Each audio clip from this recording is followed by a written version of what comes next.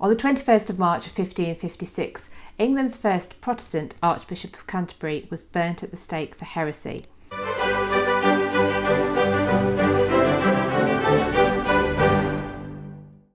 Thomas Cranmer became Archbishop of Canterbury during the reign of Henry VIII and during the period of Henry VIII's Great Matter, where he was trying to get a divorce from his first wife Catherine of Aragon and marry his second wife Anne Boleyn.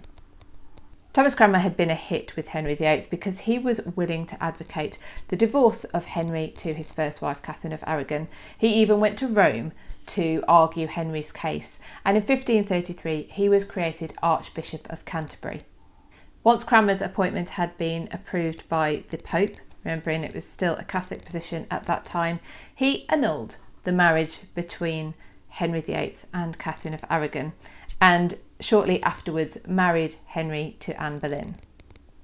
Thomas Cranmer had worked through the rest of Henry VIII's reign, into the reign of his son Edward VI and the short reign of Queen Jane, but now Mary I was on the throne, not only a staunch Roman Catholic, but the daughter of Catherine of Aragon, whose marriage Thomas Cranmer had annulled.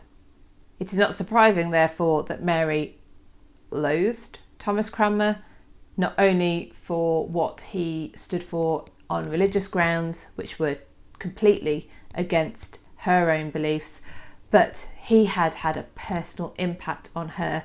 When Henry VIII, we say divorced, but that he basically had the marriage annulled, what that basically meant was he was saying that this marriage had never happened. This was never a lawful marriage. Therefore, any children from that marriage were illegitimate. So overnight, Mary went from being princess to an illegitimate bastard child of Henry VIII. And also from that point, Mary, who was extremely close to her mother Catherine, were forbidden from seeing each other, and they never saw each other again in life. So it's not surprising, therefore, that Mary had an axe to grind with Cranmer.